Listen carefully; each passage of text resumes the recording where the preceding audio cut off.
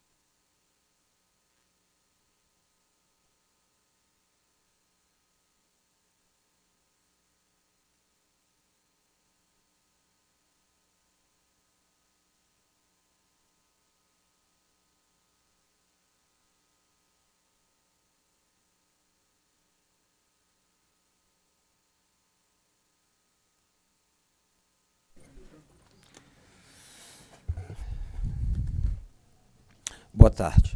Sob a proteção e as bênçãos de Deus, eu declaro abertos os trabalhos da 9ª reunião ordinária semipresencial da Comissão Extraordinária de Inovação, Tecnologia e Cidade Inteligente, no ano de 2025, com a presença dos vereadores Dr. Milton Ferreira, de forma virtual, vereadora Amanda Vettorazzo, aqui conosco, presencial, como sempre, e vereador Sansão Pereira. Informo que esta reunião está sendo transmitida através do portal da Câmara Municipal de São Paulo, no endereço www.saopaulo.sp.leg.br, no link Auditórios Online e pelo canal do YouTube desta casa. E a reunião, os itens da pauta são a leitura e aprovação de 2 requerimentos, já foram publicados no Diário Oficial. O requerimento extra, vou pedir para que a nobre vereadora faça a leitura, por favor, Amanda Vettorazzo. Passo a presidência para ela. Obrigada, presidente. Boa tarde a todos. Itens da pauta. Requerimento número 1 da nossa comissão, número 2025, do autor do vereador Sansão Pereira, do Republicanos. Convite para o senhor João Manuel da Costa Neto, presidente da SP Regula, participar dessa reunião, da reunião desta comissão.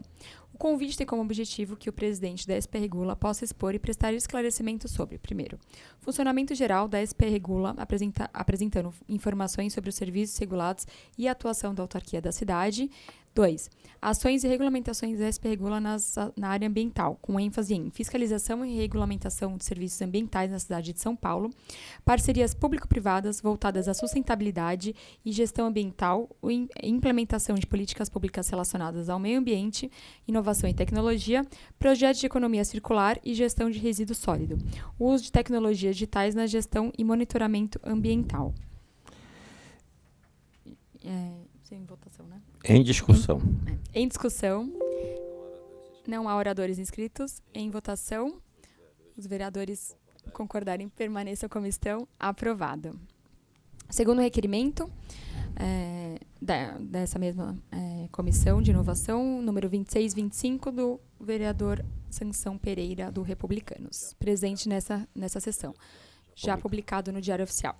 Convite para o representante da empresa Solo Solution participar da reunião dessa comissão a fim de expor e prestar esclarecimentos acerca das soluções inovadoras e sustentáveis desenvolvidas pela empresa. Solo Solution é uma empresa brasileira que se destaca pela ampliação de biotecnologia avançada e compromisso socioambiental, oferecendo soluções eficazes e seguras que contribuem para a preservação do solo, das águas subterrâneas, alinhado ao Objetivo de Sustentabilidade Sociável, a ODS, da ONU. Em discussão, em votação, não há oradores inscritos, vereadores em votação, vereadores concordarem, permaneçam como estão. Aprovado o requerimento número 2. E coloca o pé de pauta também já? Esse aqui. Tá. Devolvo a presidência para o nosso presidente, vereador Sansão Pereira. Bom, item de número 3, a inclusão de requerimento em pé de pauta. É o requerimento 27, vereador Sansão Pereira, Republicanos. Primeiramente, vamos colocar em votação para incluir no pé de pauta, e logo após, então, a aprovação e a inclusão para passar em votação do requerimento. Em discussão, não há oradores inscritos. Em votação. Então, está aprovada a inclusão no pé de pauta. Agora vamos votar o requerimento, a aprovação do requerimento. Vou passar aqui para a nobre vereadora para ler o requerimento. Obrigada, presidente. Requerimento 27, do vereador Sansão Pereira, do Republicanos.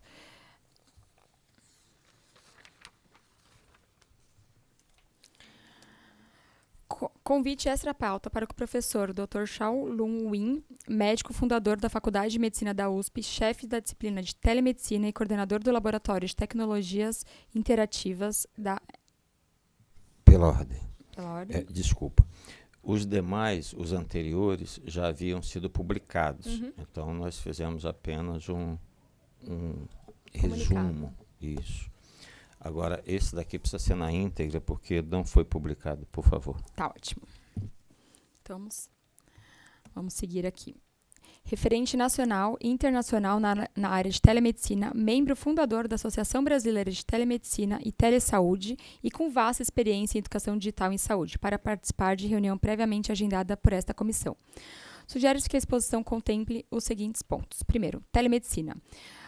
Como ele tem se consolidado como ferramenta essencial para ampliar o acesso de saúde, bem como os avanços conquistados através da Lei nº 17.718 de 2021, Lei da Telemedicina, de autoria do vereador Sansão Pereira, que regulamenta de forma permanente e prática a telemedicina no município de São Paulo, como teleconsultas e telemonitoramento.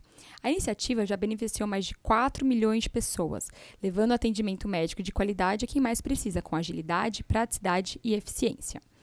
2. Programa Jovem Doutor. Atividade multidisciplinar que utiliza recursos de telemedicina, telesaúde, educação digital interativa e projeto Homem Virtual, Audiovisual e Dinâmicas Vivenciais, com o propósito de incentivar os estudantes de ensino básico e superior a realizarem trabalhos cooperados que promovam a saúde e melhorem a qualidade de vida de comunidades necessitando através de uma atenção sustentada.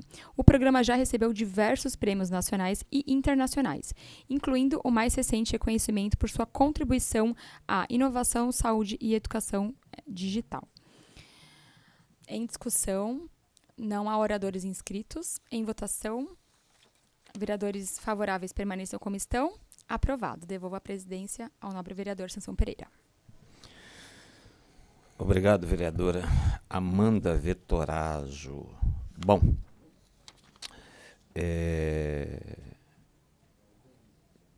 temos como convidados de hoje a senhora Silvia Greco, secretária municipal da pessoa com deficiência, que será representada pelo coordenador, senhor Danilo Souza, em atenção ao requerimento 1825, que tem o objetivo de discutir sobre os avanços tecnológicos e as inovações adotadas por sua pasta para promover a acessibilidade e tornar a cidade de São Paulo mais inteligente e inclusiva. Também temos o senhor Juliano Sampaio Medrado, diretor comercial da Solos Solution. Por favor, tem alguém com o microfone aberto.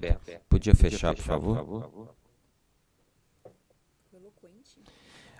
Obrigado. Administrador de empresas, economista, pós-graduado em marketing e logística. Eu sei que ele está aí, que ela está ali. Eu sei, eu vou chamar. Tá ali, calma, eu sei. Vou terminar. Quando eu terminar, eu vou chamar.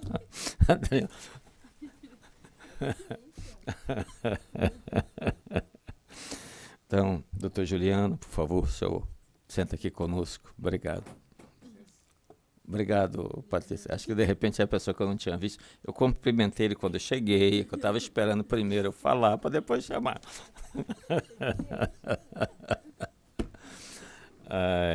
Obrigado, tá? Que falará sobre as iniciativas sustentáveis e eficientes para desafios ambientais, utilizando processos avançados e personalizados no campo da biorremediação, com uma solução exclusiva na descontaminação de efluentes. E também nossa amiga, doutora Sandra Katsura Soares de Oliveira, obrigado por retornar aqui conosco, arquiteta e urbanista, supervisora das obras de qualificação do Triângulo Histórico. Falará sobre a inovação e acessibilidade do Triângulo Histórico. Obrigado pela sua presença. Já tem algum representante da Secretaria Municipal da Deficiência? Senhor Danilo, né? Vai estar representando, então, a secretária, né? Senhor Danilo? Oi, boa tarde. Boa tarde. Danilo de quê? O nomezinho do senhor? Danilo Souza. Senhor Danilo Souza. Ok, daqui a pouquinho eu chamo o senhor, tá? Seja bem-vindo. Muito obrigado. Muito obrigado por participar da nossa comissão, ok? Bom, vamos começar então com a apresentação do senhor Juliano. Em primeiro lugar, quer fazer alguma exposição? Quer falar alguma coisa? Doutor Milton Ferreira, o senhor quer falar alguma coisa? Quer dar suas... Boa tarde. Estou aqui acompanhando pelo virtual e está um pouco ruim a locução. Tá, nós estamos ouvindo bem o senhor, doutor Milton. Então tá bom. Então, qualquer interferência eu falo contigo aí. Muito obrigado. Bom, presidente. Obrigado. Bom, então vamos ao nosso convidado, ao senhor Juliano Sampaio Medrado. Precisa de quantos minutos? Eu trouxe alguma apresentação? É muito breve. Primeiramente, boa tarde a todos. É um prazer e uma honra estar aqui nessa casa, com gestores tão preocupados com a cidade de São Paulo e com o meio ambiente e a população num todo. Vai ser muito breve. Eu vou tentar explanar de forma sucinta, rápida, de fácil entendimento. Não vou entrar em muitos termos técnicos para não ficar difícil e nem moroso. Então, mais uma vez, obrigado a vocês pela oportunidade. Falar da Solos é muito fácil, muito simples e acho que todos vão entender, porque é uma tecnologia nacional desenvolvida no estado de São Paulo por um professor da USP. E esse processo foi patenteado, tá? Ele é único e exclusivo no mundo e é nacional, é nosso. O que a Solos Solution faz hoje a nível nacional? Faz a descontaminação de efluentes, solos, rios, lagos, córregos contaminados, com qualquer tipo de contaminação, tá? Inclusive esgoto e água potável também para consumo humano. Para a cidade de São Paulo, nós fomos muito bem recebidos aqui, já estamos operando no estado e estamos com muitas inovações trazendo para a cidade, inclusive com alguns parques, alguns lagos aqui que estão contaminados e são possíveis de ser descontaminados, tá? E houve a preocupação de alguns gestores, de algumas autarquias que nos procuraram com o intuito de trazer essa benfeitoria para a população num todo e principalmente para o meio ambiente. Então a Solos, o que ela faz? Resumindo para vocês, a gente usa a natureza a nosso favor. A Solo Solution simplesmente ela tem uma técnica que consegue identificar todos os micro-organismos presentes em qualquer área contaminada ou água contaminada. Depois disso, a gente também consegue identificar os micro-organismos bons. O que nós fazemos? Naquele próprio local, pegamos os bons, bioaumentamos eles e devolvemos em loco, fazendo assim a descontaminação de forma natural, biologicamente correta, sem resíduos. Então, hoje, a nível mundial, o tratamento de esgoto é um problema. Tá? Temos acúmulo de lodo, temos problemas de odores que incomodam muito a população. Fora isso, a gente sabe que a cada R$1 investido no saneamento, economiza-se R$9 na saúde. Então é muito importante essa preocupação. E principalmente, hoje nós temos uma tecnologia que está sendo exportada para fora do Brasil e sendo pouco utilizada no Brasil. Mas o Estado de São Paulo já abraçou essa tecnologia, essa biotecnologia no caso, para poder ser feito isso de forma natural. Resumindo para vocês, basicamente o que a gente faz é usar a natureza realmente a nosso favor, bioaumentando o que precisa. Eu cito como exemplo aqui o Tietê.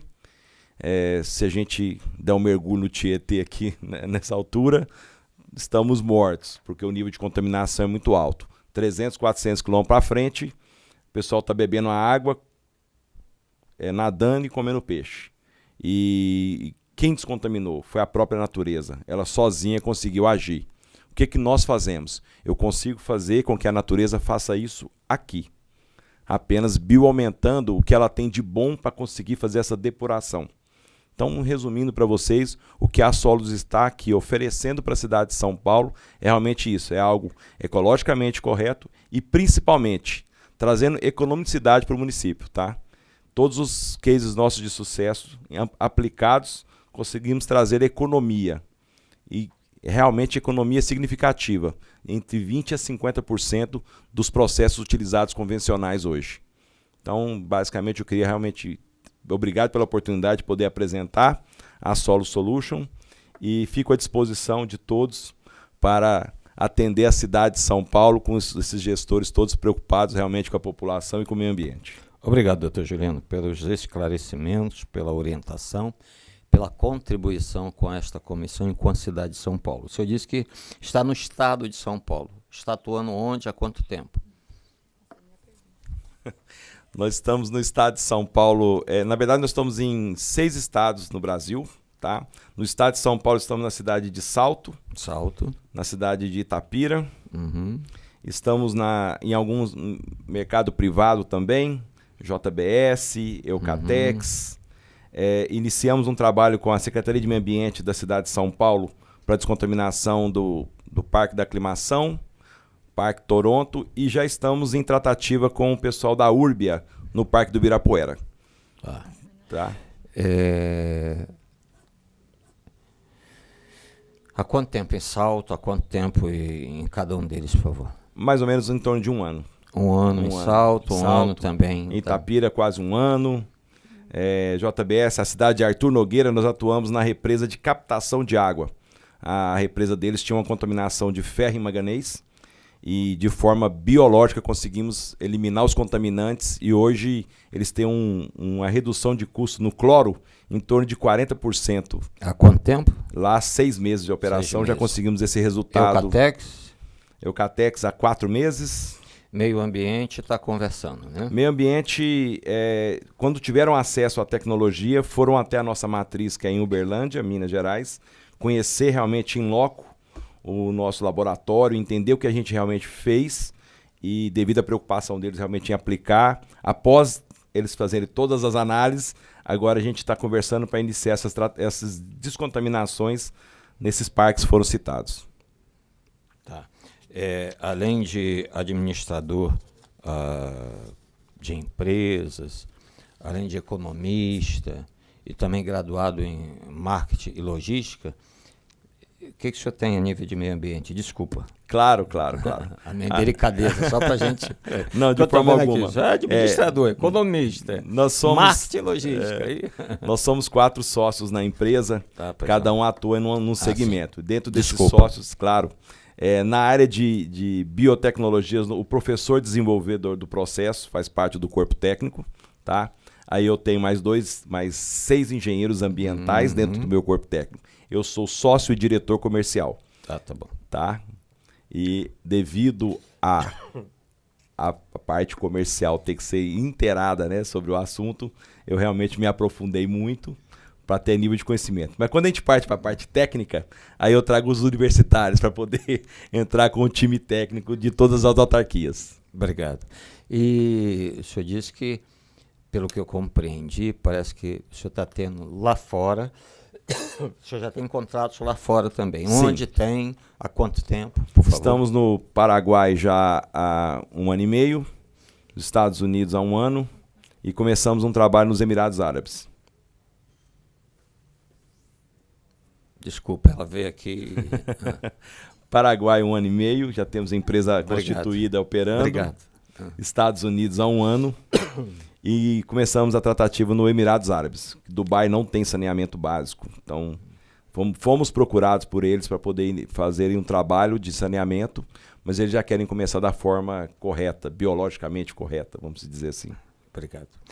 Fazer alguma pergunta, vereadora? Fez. Como o processo de biorremediação é adaptado para diferentes concentrações e composições de efluentes urbanos, garantindo resultados consistentes? Como que é aplicado? Se o senhor quiser, como claro, é uma perfeitamente. pergunta mais técnica, a gente... Sem problemas. A gente pega o efluente, seja ele qual for, tá? Pode ser um tratamento de esgoto, por exemplo. Fazemos uma coleta, identificamos todos os micro-organismos ali presentes. Dentro dessa seleção microbiana, a gente identifica quais são os causadores dos problemas. Assim, a gente atua na causa do problema. Dentro do próprio sistema, a gente também busca os micro-organismos bons, que nos ajudaria a fazer essa depuração. Com essa seleção, a gente bioaumenta o que precisa para fazer essa equalização do sistema e dosamos novamente lá. Como que é feita a dosagem? Nós temos também uma biofábrica. É um container com alguns reatores. Dentro desse container é feita a bioaumentação e dosado em loco, fazendo esse trabalho de descontaminação. Obrigado. Quero também aproveitar, doutor professor Marcelo Pessoa, da Vanzolini, está aqui conosco. Obrigado também pela sua presença. Desculpe demorar em mencioná-lo. Alguns dos senhores presentes querem fazer alguma pergunta, consulta sobre o assunto? Quer falar alguma coisa, doutor? Puxa o outro. Ali, tem micro. Excelente.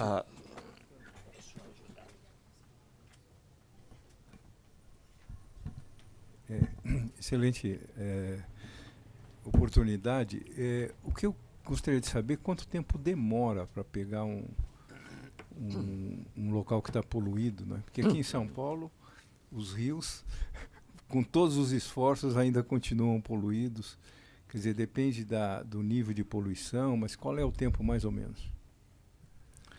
Por se tratar de um processo biológico, o tempo inicial para começar a aparecer resultados é de 4 meses. Não é um tempo tão longo por ser biológico. Nós temos casos já, por exemplo, Arthur Nogueira, na represa que estava contaminada com ferro e manganês, metal pesado, nós conseguimos conseguir evolução de melhorias em 2 meses de operação. E o tempo, para mim, é crucial. Quanto mais tempo de contato eu tenho, mais tempo de contenção, mais rápido e melhor é o resultado. Um rio ou um córrego já é um pouco mais difícil, porque é água corrente. Então eu vou dosar na área contaminada, então aquilo que eu estou dosando vai correr, mas vai agindo no caminho. A gente tem um exemplo claro de um tratamento que a gente até se surpreendeu com um resultado positivo nos testes feitos em Brumadinho, por exemplo, no Rio Doce. Nós fomos a única empresa hoje, a nível mundial, que fez testes em cima de metal pesado de forma biológica e conseguimos resultados em tempo, até nós nos surpreendemos. O pessoal da Vale, a gente atende a Vale do Rio Doce já há 2 anos, tá? Estamos dentro da Vale há 2 anos operando com a descontaminação de metal pesado e o próprio pessoal da Vale assustou com o resultado positivo dentro da área de Brumadinho, né? Daquela tragédia. Mas o tempo que a gente pede para iniciar até uma ação positiva é de 4 meses, por se tratar de um processo biológico. Acabou, professor? Alguém mais uma pergunta? Por favor. Nossa amiga que está aqui conosco, nossa convidada, Sandra Katsura, né? Especialista aqui no Centro Histórico, né? Arquiteta, urbanista, supervisora de obras e qualificação do Triângulo Histórico. Pois não, fica à vontade. Bom, eu conheço o Rio Tietê, onde ele é limpo, né? Eu sou de Araçatuba, então eu entro naquela água e lá ele está limpo. Mas a distância, então, a ação da descontaminação assim, também depende um pouco da distância. Quando você fala em rios e córregos, que você diz que depende de um tempo maior para você descontaminar, e assim, e qual é o espaço, qual que é como você concentra, né, essa água que está sendo tratada para você conseguir liberar, e a partir da onde você tem que começar a fazer a limpeza, a descontaminação? A natureza, ela é muito, muito rápida, ela é muito sábia. Nós aqui atacamos ela com muita força, né, com contaminantes. Aqui na capital, por exemplo, a carga contaminante é muito alta, que é despejada nele. Por isso que ele não consegue agir. Aqui, por isso que a gente tem problema de odor, a gente tem problema de assoreamento, né, que é aquela camada que a gente vê de lodo por cima, etc. Quando você fala da sociedade para frente, por que daqui até lá, a natureza teve tempo de agir? Então ela teve tempo de essa poluição ser diluída e os próprios micro-organismos que estão ali presentes agiram contra os contaminantes. Aqui, para mim poder conseguir um resultado efetivo, eu teria que identificar a carga e eu teria que fazer a multiplicação, a bioaumentação dos micro-organismos bons, autóctones, que são do próprio local, na mesma quantidade que está vindo os contaminantes, para poder eles conseguirem. Então, na verdade, eu tenho que ajudar a natureza, tenho que turbinar ela, ajudá-la para ela poder conseguir combater isso. Só que eu estou usando um elemento dela mesmo. Por isso que eu sou certificado pelo IBAMA. O IBAMA, ele entendeu que eu não causo dano nem à flora nem à fauna de nenhuma região, porque eu utilizo micro-organismos do próprio local. Entendeu? Por isso que a gente consegue fazer esse trabalho de forma gradativa. Aqui a carga é muito alta, aqui eu teria que fazer uma dosagem realmente de micro-organismos autóctones, que seriam os bons, vamos dizer assim, na mesma quantidade que está vindo os ruins. Agora, quando você fala assim, por que para lá está indo, conseguiu chegar lá uma água melhor que eu possa até nadar? É porque parou de receber essa carga tão alta e a natureza conseguiu agir, conseguiu ter tempo para ela poder, ela mesma depurar aquilo. Então, aqui ela não tem, coitada. Aqui a gente sobrecarrega ela. Mas é possível fazer uma depuração aqui? Sim, é possível. Basta fazer a seleção, identificação, para dosar o que é certo. O nosso processo ele é patenteado, ele é único. Todos os nossos contratos são por inegibilidade, em todos os municípios. Inclusive já fomos até contratos que passaram pelo Tribunal de Contas, já identificaram que realmente é um processo lícito e limpo, que traz, além de tudo, economia. Então, assim, o que a gente precisa de fazer é ajudar a natureza. Então, o papel da Solo Solution é esse. É ajudar a natureza a combater o que está atacando ela. Obrigado. A tecnologia da Solo Solution pode ser adaptada a áreas com alta ocupação irregular e saneamento precário, como comunidades da Zona Sul, da Zona Leste, enfim. Sim, ela é aplicada em qualquer situação, em qualquer modelo de estação, em qualquer situação.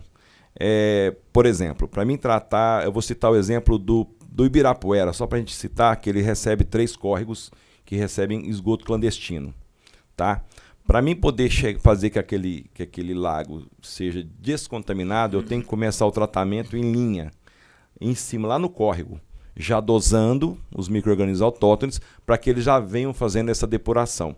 Então, se eu pegar uma comunidade onde tem os córregos contaminados, a dosagem é feita direto no córrego. Se eu tiver um tempo de contenção, uma pequena represa onde essa água pelo menos pare um pouco ali, antes dela seguir, melhora ainda mais o resultado. porque tive tempo dos micro-organismos agirem ali, se multiplicarem e agirem. Então, é possível sim, em qualquer situação. Se a gente pegar um córrego que a gente tem um problema de odor muito forte, numa região que a população reclama muito, etc. Quando eu começo a atuar, o primeiro benefício que é notado é realmente a eliminação do odor. É o primeiro que some. Porque os micro-organismos que emitem esses gases são os mais fáceis de serem combatidos ali. Os mais difíceis são os que produzem o nitrogênio amoniacal, o fósforo, e diminuem o oxigênio, né, que é o DBO e o DQO da água. Mas é possível, sim, trazer benefícios para qualquer comunidade, em qualquer situação. Obrigado. A empresa promove a educação ambiental e o engajamento comunitário, especialmente nas regiões atendidas pelos projetos. Por exemplo, tem já é lei da logística reversa, que trata, além da questão da logística reversa, do meio ambiente, da reciclagem correta, trata também da educação e conscientização do descarte correto. A gente anda muito nas comunidades, na periferia, e a gente vê realmente os córregos cheios de sofá velho, geladeira velha, são móveis velhos, e isso daí acaba, evidentemente, prejudicando o meio ambiente, prejudicando as famílias, prejudicando a cidade, prejudicando no momento de chuvas, né? Então, é uma forma de conscientizar essas pessoas. Nós vamos, inclusive, conscientizá-los também. Essa lei ela orienta a orientação, ela orienta esses esclarecimentos, essa educação, essa conscientização nas escolas, nas comunidades, na periferia. Então, isso a nossa lei trata. Trazendo para a empresa. A empresa promove alguma questão a essa educação ambiental e engajamento comunitário? Ou apenas realiza Sim, a gente, além de realizar todo esse processo de, não vou dizer limpeza, né, descontaminação, na parte de orientação nós temos um corpo técnico grande, com pessoas altamente capacitadas, aptas e prontas para fazer isso. A gente faz treinamentos, palestras em diversos locais onde somos convidados. Estamos preparados a atuar, sim, dando toda essa estrutura e preparo para a população. Só quando somos requisitados, é claro. Mas aqui na cidade de São Paulo nós estamos hoje estabelecidos, temos um escritório aqui no Paraíso, tá? Uma filial nossa já instalada aqui há 4 meses. E realmente estamos aqui nessa casa para fazer um trabalho a 4 mãos, devido ao nível de preocupação que eu vejo dos gestores dessa cidade com a população. Então é um trabalho que pode ser feito a 4 mãos, sim. A Solo se coloca à disposição para, na hora que for necessário ou precisar, basta nos contactar, que vamos sim, com o maior prazer, fazer qualquer tipo de apresentação, capacitação e instrução dessa população. Tá? Obrigado. Para concluir, considerando a complexidade dos sistemas de saneamento e drenagem da cidade de São Paulo, com uma população superior a 12 milhões de habitantes, quais são as capacidades operacionais e logísticas da Solos para implementar suas tecnologias de biorremediação em larga escala, sem comprometer a continuidade dos serviços urbanos? Tá. A nossa capacidade hoje, eu não posso falar que ela é infinita, porque seria muita pretensão, mas a nossa capacidade é altamente, a gente tem uma alta capacidade sim de atendimento. Hoje já estamos operando na Vale do Rio Doce, que é vamos dizer, uma nação à parte, né? Já estamos atendendo ela há praticamente 2 anos, estamos agora iniciando o tratamento também dentro da Petrobras, que é uma outra nação. E para a cidade de São Paulo estamos totalmente aptos. Hoje nossa indústria, onde é fabricada a biomassa com esses micro-organismos autóctonos, é em Uberlândia, Minas Gerais, que é um ponto estratégico, logístico, né, do país. A gente fica ali no Triângulo Mineiro, que é de fácil deslocamento para qualquer região. mas a gente tem a pretensão, sim, de futuramente ter uma indústria implantada aqui no estado de São Paulo. Tá? Isso é fato. De acordo será a demanda, provavelmente teremos sim, não só em São Paulo. A ideia nossa é termos no mínimo 23 fábricas no Brasil, uma para cada estado, a não ser naqueles estados menores do Nordeste, onde você pode ter uma que consiga atender 3, 4 estados ali. Mas no demais, o nosso business plan é justamente esse, é ter uma indústria em cada estado. Obrigado. Pela ordem, Bom. presidente. Pois não. Parabéns pelo trabalho. Gostaria de perguntar se você já teve alguma tratativa com a Sabesp, né? Porque no final a gente está falando de água, a gente está falando de esgoto, e seria importante, acho que, essa parceria, porque, né, para solucionar uma demanda nossa aí. Já teve alguma tratativa com a Sabesp? Claro, já tivemos alguns trabalhos com a Sabesp. Todos os nossos contratos com a Sabesp foram contratos emergenciais. Tá? Deparamos com algumas cidades onde eles estavam com alguns problemas um pouco mais graves, onde o processo físico-químico que é utilizado hoje não estava mais tendo ações. Então a gente entrou sim para poder prestar serviço para a Sabesp. Não com um contrato efetivo, mas contratos emergenciais foram vários. Bacana. E a última pergunta. Em termos financeiros, o quanto é mais caro do que o processo físico-químico, assim? É o dobro do valor? É metade do valor? Não precisa falar em valores, mas assim, só uma porcentagem, só para a gente entender um pouquinho. Claro. Sobre o físico-químico, eu faço os contratos que eu faço com as cidades, as autarquias, no caso são SAIs, os DAIs, etc. Eu garanto em contrato que em 1 ano de operação eu consigo garantir para eles 20% de economia do que foi gasto no período de 1 ano, tá? De toda a operação do sistema. O que é isso? Além do produto físico-químico, a gente tem também a questão do lodo, que é um problema grave. Ele tem que ser dragado da estação, ele tem que ser transportado e descartado no aterro. Isso tudo é um custo muito alto. Eu consigo degradar e decompor o lodo in loco. Então isso já evita vários custos. Então eu consigo garantir em contrato uma redução de custo de 20%. Nunca foi 20%, sempre foi mais. Mas eu prefiro surpreender do que frustrar. Então eu faço um acordo que eu consigo economia de 20%, claro que com o objetivo de conseguir muito mais do que isso. 20 no primeiro ano, né? Nos anos posteriores, evidentemente que na medida em que vai se solucionando, se amenizando, então acredito que esse percentual ele aumente. Né? Assim, desculpa, eu não entendo claro, perfeitamente. Da técnica, a mas prestação de serviço que eu não tenho um produto para vender, eu não chego e jogo, vou te vender tantos litros ou tantos quilos, não tenho isso. Eu tenho uma prestação de serviço contínua. Essa prestação de serviço contínua, ela é monitorada praticamente mensalmente, em alguns casos até semanalmente. Então, todas as semanas quase, ou a cada 15 dias, eu tenho que ter um técnico fazendo coletas e fazendo análises microbiológicas. É constante. Por quê? Como eu falei, a natureza é muito rápida. Ela sofre mutações. Por que o meu processo funciona? Porque eu não deixo mudar a microbiota. Então, por exemplo, o esgoto é uma caixinha de surpresas. Às vezes eu estou tratando um esgoto doméstico, estou indo muito bem. De repente, do nada surge um descarte industrial com óleo, com graxa, com chorume de aterro sanitário. Isso é comum, é frequente.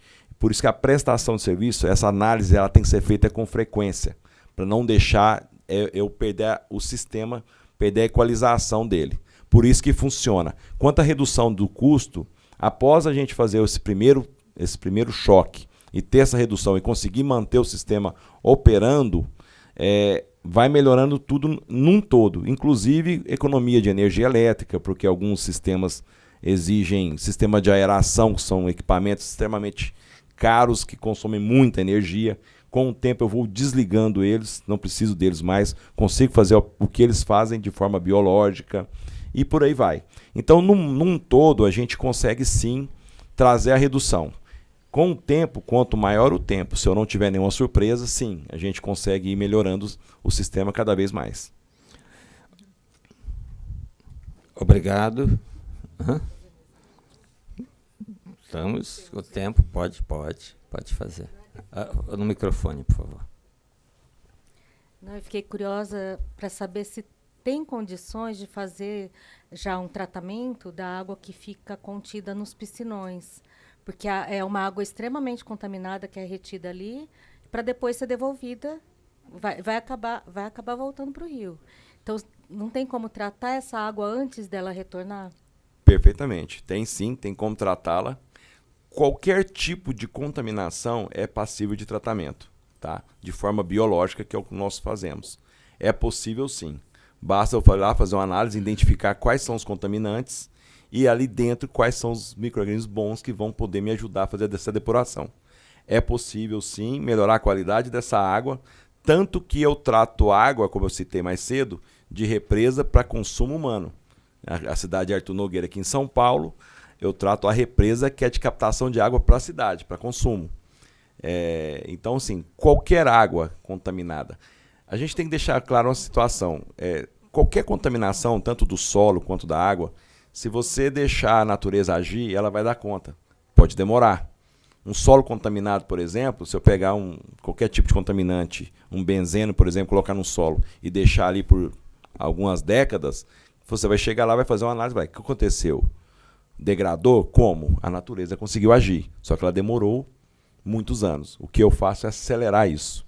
Tá? Então, outro exemplo claro de solo, por exemplo, Parque Vila Lobos. Parque Vila Lobos, onde foi construída a roda gigante. Quem fez aquela descontaminação daquele solo fomos nós, com o nosso processo. Era um processo para demorar, acho que 2 a 3 anos para ser descontaminado. Conseguimos fazer em 9 meses, com o nosso processo, com micro-organismos autóctones. Então, sim, é possível sim. Qualquer tipo de contaminação é passível de ação. Obrigada. Obrigado, doutor Juliano. Obrigado também a Solo Solution, né? Obrigado pela participação, pela ajuda, pelos esclarecimentos e pela contribuição a essa comissão e à cidade de São Paulo. Bom, eu quero também mandar um abraço aqui para o nosso secretário de SMIT, secretário Milton Vieira. É notícia aqui que a SMIT, Secretaria Municipal de Inovação e Tecnologia, participou do Seminário Inovação no Brasil, organizado pela Folha de São Paulo, apresentando projetos e soluções tecnológicas desenvolvidas pela Prefeitura, como sistemas de monitoramento de dados urbanos, plataformas digitais para serviços municipais e iniciativas de inclusão digital, com apoio do BNDES. O evento possibilitou interação com investidores, startups e especialistas, promovendo troca de experiências sobre boas práticas em inovação. Bom, também vem aí um dos maiores encontros de tecnologia do mundo, a GTEx. Inclusive fui convidado a participar, né? Lá teve agora em Dubai, mas os nossos compromissos aqui não nos permitiu ir, né? A GTEx chega à América Latina em 2027, esse 2027 vai ser em São Paulo pela primeira vez, né? Reconhecida como a maior encontro de tecnologia e inovação do mundo, a GTEx Global anunciou sua expansão para a América Latina com o lançamento da GTEx Latam, que acontecerá em São Paulo nos dias 16 e 17 de março de 2027, no distrito Anhembi. Nesse ano, a edição em Dubai reuniu mais de 200 mil participantes, 6 mil empresas expositoras, 1.800 startups e 800 investidores globais, consolidando a GTEx como a principal plataforma de conexão entre governos, empresas e o ecossistema tecnológico mundial. A versão latino-americana será organizada pelo Dubai World Trade Center e pela K1 Internacional. É K1 mesmo? É assim que se lê? Você quer? É? K1 mesmo. Então tá. Pela K1 Internacional, em parceria com a Agência São Paulo de Desenvolvimento ADESAMPA. O objetivo é promover a integração da América Latina ao cenário global da inovação em foco em inteligência artificial, cibersegurança, sustentabilidade e transformação digital. Então tá aí, nós vamos agora ouvir o senhor Danilo Souza, coordenador Danilo Souza, representando a nossa secretária municipal. Está aí ele? A nossa secretária municipal da pessoa com deficiência. Oi, eu estou aqui pelo Seu Danilo. acesso remoto. Opa, Danilo, boa tarde, tudo bem? Obrigado aí pela tua participação. Leva aí nosso obrigado, nosso abraço, nosso respeito para a secretária Silvia Greco. E, por favor, estamos ouvindo, fique à vontade, você tem 15 minutos para expor aí os avanços tecnológicos e inovações adotados aí pela pasta, promovendo acessibilidade e mais inclusão inteligente aqui para a cidade de São Paulo. Por favor, você tem a palavra. Perfeito. Muito obrigado pelo convite, né? E agradeço no meu nome, em nome da secretária Silvia. A gente tem uma pauta, né, que é bastante extensa aqui com relação à tecnologia e acessibilidade digital. E eu sou responsável especificamente por cuidar desse contexto de acessibilidade, né, nos ambientes digitais da prefeitura, tanto da gestão direta quanto indireta. Então, tem uma série de marcadores, né, que a gente já tem para esse tema. A gente tem, por exemplo, a Agenda 2030, né, que tem como meta a certificação de todos os sites da Prefeitura de São Paulo, da gestão direta e indireta com o selo de acessibilidade digital. E nos últimos meses, né, a gente tem conseguido avançar aí em vários aspectos nesse tema. Sei que, enfim, a comissão ela tem uma atuação talvez um pouco mais ampla, né?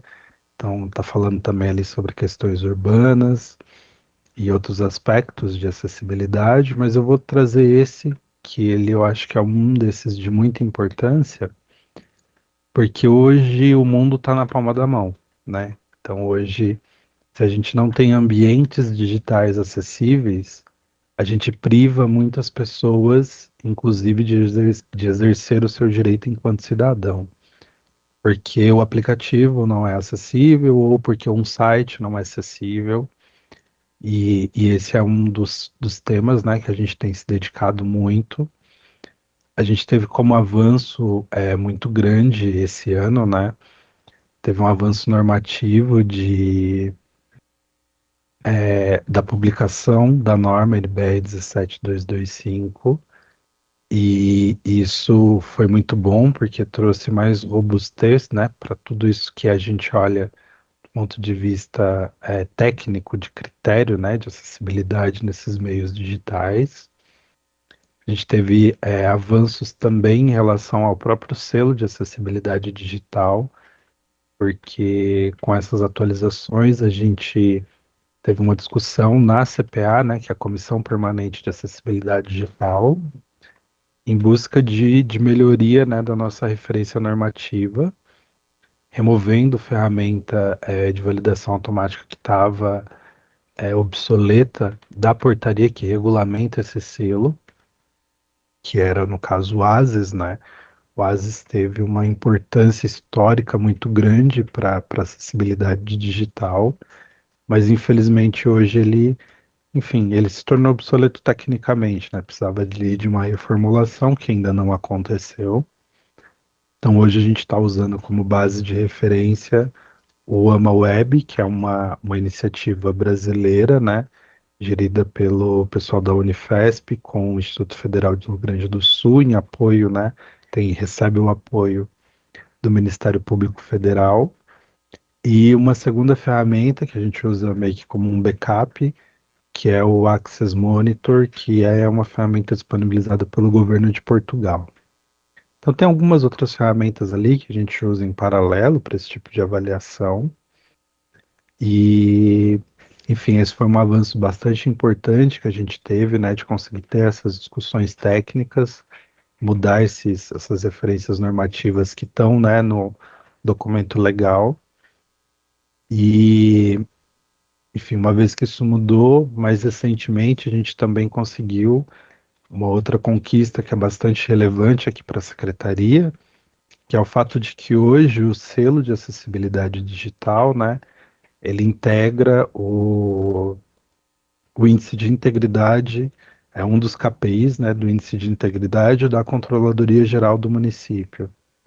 Então, hoje, não ter o selo de acessibilidade ou não fazer a correta manutenção desse selo, né, pode acarretar em N problemas.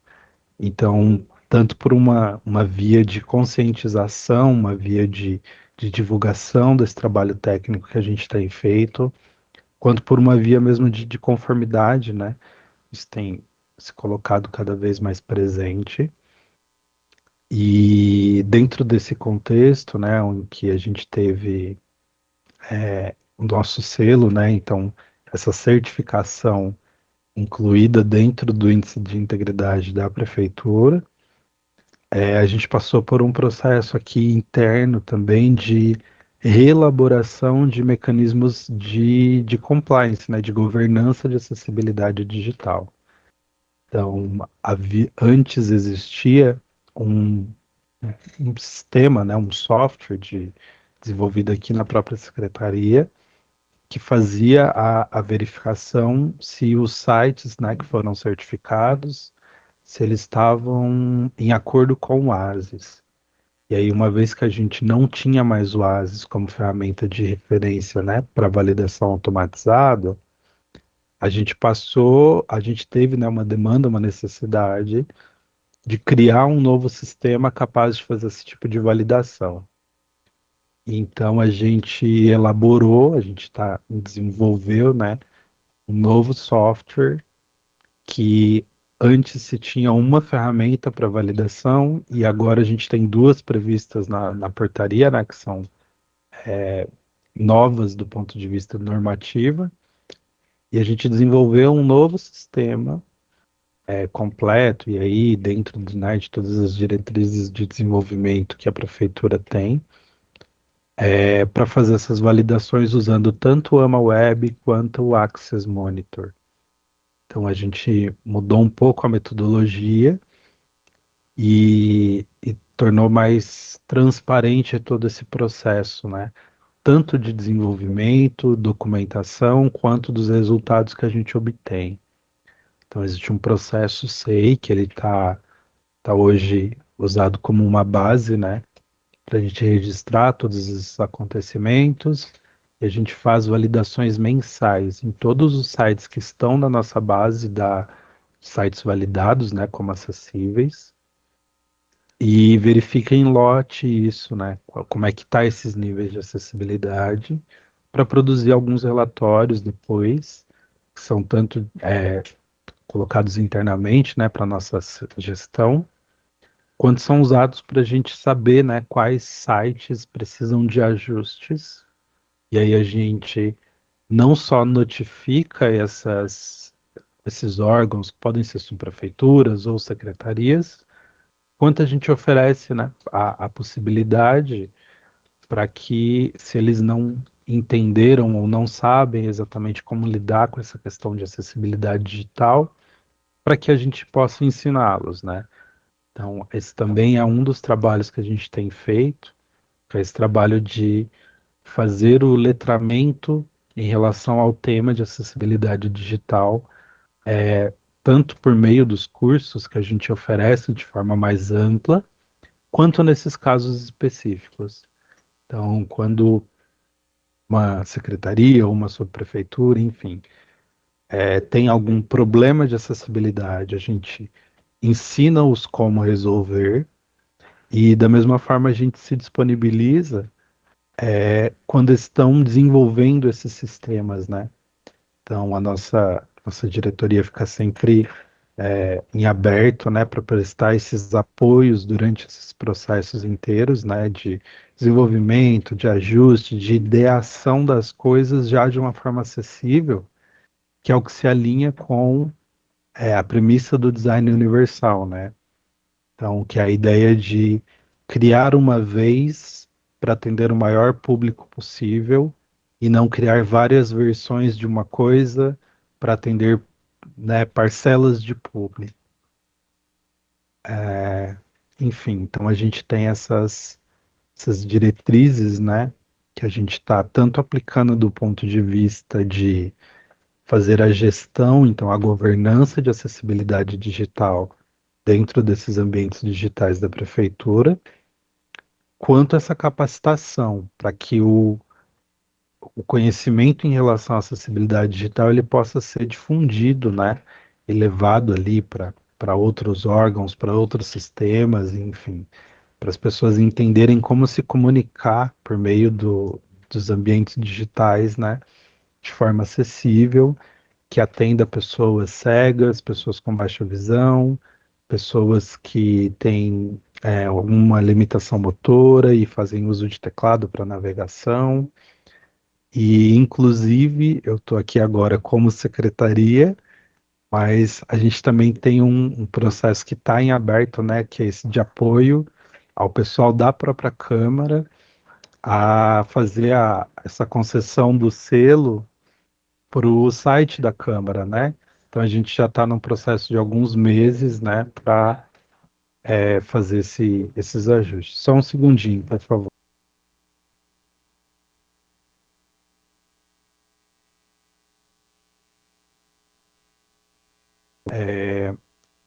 Retomando aqui, desculpa parar rapidinho. Enfim, a gente está nesse processo também com a própria Câmara para fazer a adequação, né, de alguns pontos que estavam fora de ajuste ali do ponto de vista de acessibilidade digital.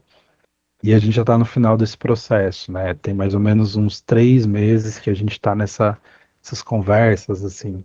Então, a gente fez apontamentos iniciais, foram feitos os ajustes e agora a gente está na parte final de validação.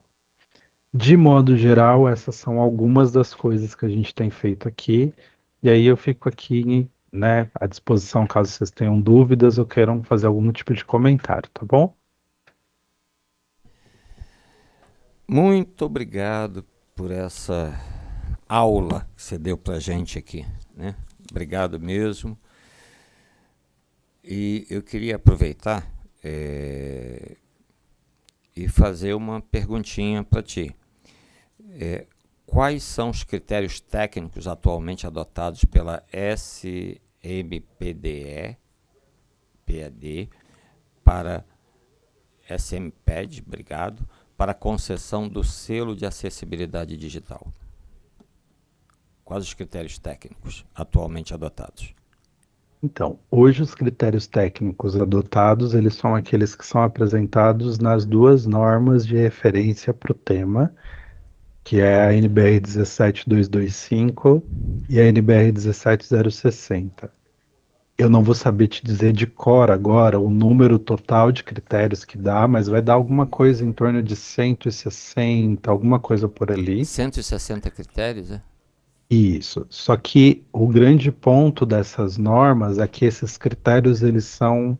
A acessibilidade digital, na verdade, ela é situacional. Então, nem todos os critérios se aplicam a todos os ambientes digitais. Então, por exemplo, eu tenho conjuntos de critérios que vão falar sobre multimídia, por exemplo. E um ambiente digital que não tem documentação e multimídia, aquele conjunto de critérios não se aplica. Então, dentro essa grande conjunto de normas, né, a gente vai ter essas 3 situações possíveis, né? Que é o do obrigatório, então tem que ser atendido para que aquele ambiente seja considerado acessível. Tem aquilo que a gente recomenda, mas para todos eles você pode ter justificativas técnicas que eximem um ou outro dentro de um contexto específico. Mas em linhas gerais, os critérios que a gente usa são essas 2 normas, que inclusive as pessoas conseguem ter acesso de graça a elas, tá? Tem patrocínio do Ministério Público Federal que disponibiliza gratuitamente essas normas via acesso digital, né? Via Google. Então, são esses 2 conjuntos básicos de critério que a gente observa. Obrigado. Você tem a informação de quantos sites, portais e aplicativos da Prefeitura de São Paulo já obtiveram um selo? E qual o percentual que ainda não atingiu os níveis mínimos exigidos de conformidade com o modelo EMAG e a ABNT? Então, hoje a gente tem todos os sites da administração direta certificados. Então, a administração direta aqui a gente está falando de secretarias. Então, todos os sites das secretarias eles são certificados e todos os sites das subprefeituras. A soma desses dois conjuntos deve dar algo em torno de 74, 75 selos de acessibilidade digital. O que é importante saber? Um selo de acessibilidade digital, ele não é uma página só, né? Então, ele se ramifica em até 20 páginas como uma amostra daquele site. Nesse sentido, a gente pode afirmar que a gente está com essas validações, né, que a gente realiza dentro dos sites da prefeitura só, são cerca de 1.200 relatórios gerados por mês para cada uma dessas páginas, né? Então, um para cada página, que totaliza 1.200 mais ou menos, contando, né, a administração direta e as subprefeituras. E agora a gente está na expansão para a administração indireta. Então aí a gente está falando, né, das empresas públicas de São Paulo. A gente já tem algumas que estão certificadas, eu acredito que uns 4 ou 5, mas não todas, porque, enfim, tem um conjunto de regimes ali que é um pouquinho diferente. Mas dentro desse conjunto, né, administração direta, a gente está dentro do que é esperado. Uma coisa que é importante comentar, o EMAG ele é um modelo, né, que ele era o modelo em que o ASIS ele era baseado, que é um modelo de acessibilidade digital do governo federal. Ele é baseado no WCAG e a norma também é baseada no WCAG, mas hoje a gente não considera mais o EMAG como referência técnica, porque o WCAG ele é versionado, né? Então a gente tinha a versão 2.0, que foi a que o EMAG usou como base normativa, e hoje a gente está na versão 2.2. Apesar de você ter só 2 números de diferença entre um e outro, na prática isso significa mais ou menos uns 12 ou 13 anos de distância entre uma normativa e a outra. Então hoje a ABNT é baseada no WCAG 2.2, que é a referência básica que a gente tem. O EMAG a gente não usa mais como referência nos nossos critérios, apesar de ele ser, enfim, diretamente relacionado à própria ABNT. Obrigado. Última pergunta. Quais são as ações da Secretaria citadas em sua fala sobre letramento digital? Então, a gente tem... existe um projeto mais amplo, né, de toda a prefeitura, enfim, que é o de digitalização dos seus serviços, né, e isso está alinhado, inclusive, com o governo federal, com a lei do governo digital, né. Então, tem um movimento de digitalização dos serviços, e dentro desse contexto, a gente busca essa capacitação em 2 lados, né? Tanto do lado do usuário, para ensiná-lo como fazer, como usar aqueles sistemas, e aí a gente vai aplicar da linguagem simples, a gente vai aplicar do princípio de design universal e o uso didático instrucional, né? Então, quando eu tenho, por exemplo, uma página que dá acesso a um sistema, onde nesse sistema a pessoa precisa executar ações para, por exemplo, agendar um serviço, a gente usa do próprio método ali, né, da andragogia, que é o ensino de pessoas a adultas, para dar essas instruções prévias. Além disso, a gente sempre busca e traz a importância dos canais alternativos. Então, a gente precisa lembrar que o meio digital ele é uma tendência, mas ele ainda não atinge toda a população. Então, manter os outros canais alternativos, né, que vão auxiliar essa população é muito importante. Para além disso, a gente tem programas de capacitação de fato. Eu faço pessoalmente, né, a capacitação em acessibilidade digital que é oferecida pela SMPED. Então, ele é um curso com duração de 3 horas, ele é um curso síncrono ainda, né? E ele acontece a cada 2 meses. Então, agora em dezembro, a gente vai para a última turma desse ano, de 5 turmas. Então, a gente tanto capacita as pessoas, esse curso ele é aberto para a sociedade, mas os servidores públicos da prefeitura têm preferência. Então, se a turma lotar, a gente vai atender primeiro, né, os servidores públicos cadastrados. Mas a gente não costuma limitar. Então, hoje a gente já teve turmas com 120, 130 alunos para falar justamente desses temas. O que que é critério, o que que não é, o que que é boa prática, o que fazer, o que não fazer.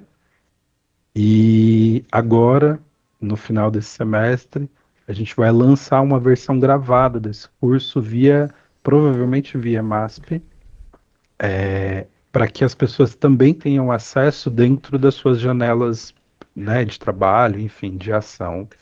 Então a gente tem tanto esse lado da capacitação objetiva em relação aos critérios, quanto essa preocupação de criar os ambientes que sejam direcionados ao maior público possível e que capacite esse público a usar o próprio ambiente enquanto ele está ali. Ok. Obrigado, Danilo. Inclusive, eu tenho aqui uma notícia do Tecmundo, que diz que brasileiro inova ao lançar plataforma grátis para a comunidade autista. João Paulo Mendonça, líder de tecnologia, autista e pai solo de um filho com autismo, nível 2 de suporte, criou a plataforma Apoio Azul, visando suprir a falta de integração e suporte à comunidade autista no Brasil. A plataforma oferece suporte abrangente, conectando famílias e centralizando recursos, incluindo biblioteca de conteúdos, cursos de capacitação, modelos de relatórios, checklists, fichas e agenda de rotina visual. O Apoio Azul pode ser acessado pelo site apoioazul.com.br, repetindo, o site apoioazul.com.br, onde as pessoas com autismo, pais, cuidadores, centros de atendimento, clínicas, organizações e profissionais da área de saúde podem se cadastrar gratuitamente. Bom, olha, eu quero agradecer a todos, né? Eu vou precisar sair um pouquinho antes, surgiu um compromisso emergencial, mas quero agradecer também a nossa amiga doutora Sandra Katsumura, é isso mesmo? Katsura. Doutora Sandra Katsura Soares de Oliveira, arquiteta e urbanista, supervisora das obras de qualificação do Triângulo Histórico. Quero agradecê-la. A nossa nobre colega Amanda Vettorazzo vai dar continuidade, vou passar a presidência para ela e ela, então, vai conduzir, então, esta reunião, a reunião desta sessão de tecnologia. Então, peço desculpas, me ausentar um pouquinho antes. Por favor, puxa a tua cadeirinha para cá, já vem na tua mesmo. E até a próxima. Obrigada. Antes, só gostaria de já dar minhas felicitações. Amanhã é aniversário do nosso presidente da comissão. Já de antemão, parabéns, muitos anos de vida. Que Deus abençoe a sua vida, o seu legado e as suas decisões. Obrigada. Amém, amém. Obrigado, amém. Depois dessa notícia. Com certeza. Deixa eu pra cá a tua cadeira.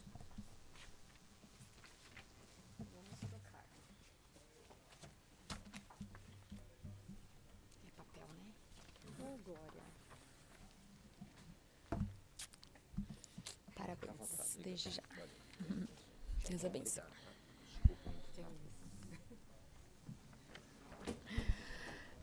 Dando continuidade aqui na nossa comissão, então gostaria de apresentar novamente a Sandra Katsura Soares de Oliveira, falei certinho? Arquiteta e urbanista, supervisora das obras de qualificação do Triângulo Histórico. Muitíssimo obrigada pela presença. E tem alguma apresentação? Eu trouxe. Eu trouxe? Então, por favor. Obrigada.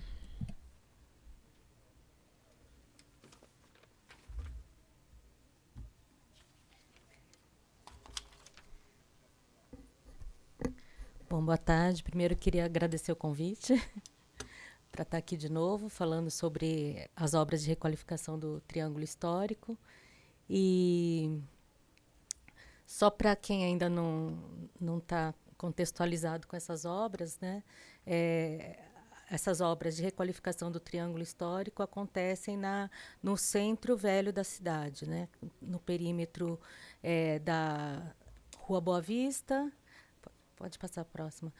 Líbero Badaró e Benjamin Constant, né? O que forma o triângulo é um extremo o Largo de São Bento, o Largo São Francisco, a Praça da Sé e o Pátio do Colégio, né? Que delimitam esse caminho. E a obra em si não é só uma troca de piso. A gente vai trazer acessibilidade com esse piso novo que a gente está fazendo, mas para executar essa obra, a gente está reorganizando o subsolo, né? Então, reorganizando a infraestrutura da área central, vai trazer uma nova vala técnica com uma nova distribuição da rede de telecomunicação, uma nova rede de drenagem para garantir a drenagem. De carona com essa obra, a Sabesp também está trocando toda a rede de água fria dela, também está substituindo. Aí, assim, nessa imagem, acho que dá para vocês verem o que a gente está enfrentando, né? Então, para a gente conseguir o resultado final, a gente tem que fazer essa obra sem desconectar nada. Todo mundo tem que estar conectado, abastecido. Então, né, água, luz, gás e telecomunicação. Então, tudo isso está correndo aí no subsolo enquanto a gente está trabalhando também. Pode passar. Nessa imagem à esquerda, eu acho que dá para ver um pouco já da vala técnica que fica à esquerda ali e em volta toda a instalação que já existia das empresas de telecom, que continuam trabalhando ali e vão estar interligadas depois com essa nova vala para onde elas vão migrar. E aí o resultado final que a gente quer e deseja para todo o centro é esse, né? Você não tem barreiras entre o calçadão e os imóveis. Então, a concordância das soleiras que a gente está procurando, né, nessa obra, a gente consegue na maioria dos imóveis. Então, acho que a próxima também está passando ali. A gente viu um acesso da B3, aqui o acesso do Centro Cultural Banco do Brasil. E, na maioria dos imóveis, a gente está conseguindo eliminar as barreiras físicas para pessoas com dificuldade de locomoção. Além disso, nós vamos ter uma sinalização tátil para orientar deficiente visual e pessoas com baixa visão. Isso vai ser colocado mais para o final, porque esse concreto, quem anda pelo Triângulo Histórico hoje já vê que tem boa parte já concretada, mas esse concreto ainda precisa de um acabamento antes de receber o piso tátil. Então, por isso, ainda não foi instalado. Pode passar a próxima. Logo assim, próximo da Álvares Penteado, que é uma rua que a gente está acabando agora, a gente tem no Largo do Café, é um exemplo para vocês verem qual é a dificuldade, o grau de dificuldade. Tudo que está aí é o que já existia. Então, a gente tem aí nessa foto todas as tubulações de rede de telecom. Aquele azulzinho ali é já uma rede nova da Sabesp. Nesse mesmo largo, a gente tem as conexões das redes de esgoto. Tem rede antiga, abandonada, de esgoto também. Tem rede de drenagem antiga e a gente não pode desligar uma para conseguir instalar outra. Então, esse trecho está parado já faz algum tempo, o pessoal está se sentindo incomodado ali, mas é um trecho que está sendo bem assim, a atuação ali é cirúrgica. A gente tem que conseguir conectar nossa nova rede de drenagem e de telecomunicações sem eliminar o que já existe lá. vou passar a próxima também, é só para mais para dar uma ideia do que é isso nesse ponto, que é uma das pontas da B3. O outro ponto, que é na 15 de novembro, onde a gente também está chegando, é mais denso que isso, assim, para vocês terem uma ideia da dificuldade de intervenção nessa área.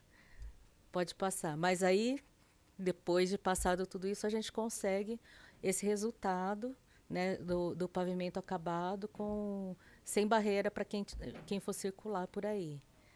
A 15 de novembro, acho que as fotos da esquerda, que eu já mostrei aqui, né, você vê o caos que fica antes para a gente conseguir esse resultado. Então, essa obra é uma obra que incomoda bastante, né, mas é um mal necessário. A próxima.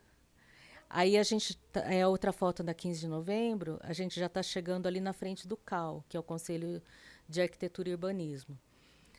A foto do lado, não sei se dá para perceber bem, mas tem o degrau ali da soleira do prédio, é um dos exemplos de onde a gente vai chegar com o piso da calçada nivelado ali, e você vai eliminar as barreiras. E em caso de edifícios tombados, é a maneira da gente conseguir fazer, dar acessibilidade a esses prédios, porque a soleira é tombada, então eles não podem tirar, não podem rebaixar. A solução que tem aí agora é uma rampa metálica, né, colocada e tirada todo dia. Então, isso daí vai ser eliminado.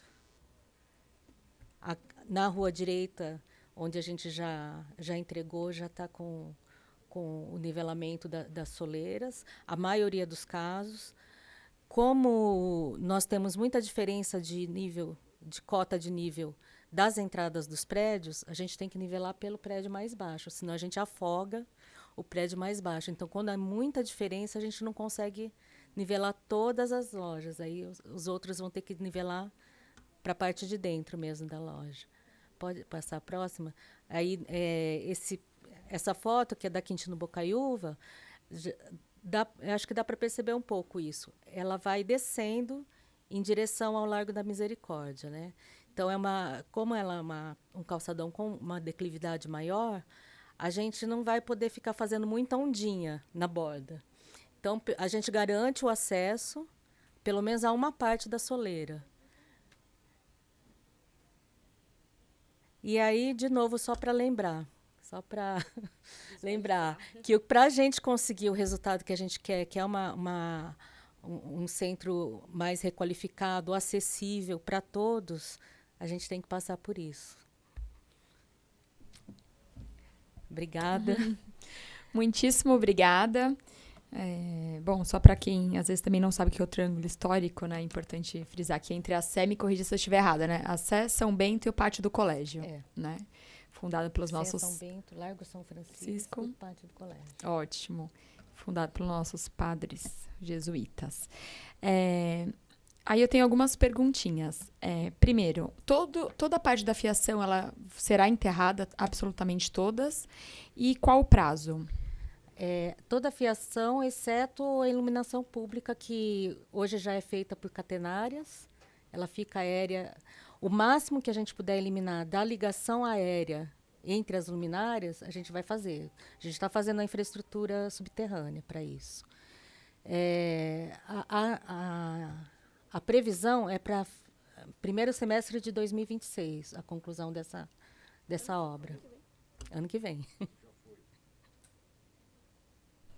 Maravilha, ano que vem já.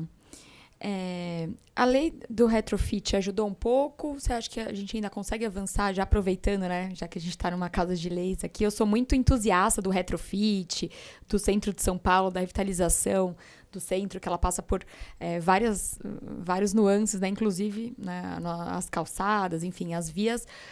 Mas você acha que ainda falta algo em termos de lei que a gente possa contribuir, às vezes, aqui com essa casa para a melhoria do centro, para melhorar a questão da revitalização do centro? Eu acho que precisava ter uma legislação específica para manutenção dos calçadões, porque a gente está fazendo um pavimento rígido que é como os pavimentos rígidos que a gente tem nos corredores de ônibus. Eles suportam uma carga grande, por isso a durabilidade vai ser maior, né? E aí você vai ter menos quebra, você vai ter menos depressão que vai causar um acidente. Na manutenção, deveria ser feita uma legislação específica para concentrar a manutenção a cargo de uma empresa ou da prefeitura mesmo, para garantir a integridade do pavimento quando ela for refeita, né? Porque cada intervenção, como a gente vê nas ruas da cidade, a obrigação das concessionárias é refazer o pavimento como ele estava. Nem sempre. Mas a mão de obra que a gente vê fazendo isso, né? E a durabilidade disso não é o que a gente espera, e aí sempre a reclamação o problema é a prefeitura que não faz manutenção, né? São as concessionárias que entram, quebram o pavimento, e na recomposição Não devolvem igual. não recompõem com a estrutura como ele foi executado. Então, não é só a aparência final, a estrutura, o traço do concreto, que tem que ser obedecido. Então, eu acho que esse tipo de regramento precisaria ter para a gente conseguir manter o que está aí, né? Como o caso anterior do mosaico português. Por que também ficou tão ruim circular pelo calçadão? Porque você precisa de uma mão de obra específica para fazer o assentamento do mosaico português. Mas também não é só a superfície que você tem que refazer, é toda a base. A base tem que ser bem estruturada. Então, mesmo que você tiver uma mão de obra incrível que consiga fazer aquela recomposição perfeita do mosaico português, se a base não for bem estruturada, você vai continuar com o pavimento nas condições que a gente vê hoje. Tá ótimo, muitíssimo obrigada. Tô ansiosa já para a inauguração. Pode convidar, mandar o convite aqui para casa, que certamente estarei lá. Professora, o senhor tem alguma colocação? Não? Mais alguma colocação? Não, obrigada. Vereador Dr. Milton, que está de forma remota, alguma colocação? Então, antes de terminar, vou ler mais uma notícia aqui, que São Paulo sediará a São Paulo Innovation Week, em 26, fonte do G1. A cidade de São Paulo sediará pela primeira vez a São Paulo Innovation Week, em maio de 2026. A Conferência Global de Inovação e Tecnologia reunirá 30 mil visitantes por dia, com 24 conferências, mais de 1.500 palestrantes, 1.000 startups, 150 expositores, ocupando uma área de 50 mil metros quadrados. O evento será realizado no Mercado Livre Arena do Pacaembu, IFAAP, estendendo também equipamentos culturais na periferia. Temas abordados: inteligência artificial, agronegócio, empreendedorismo, mobilidade, transição energética, saúde global, moda digital, entre outros.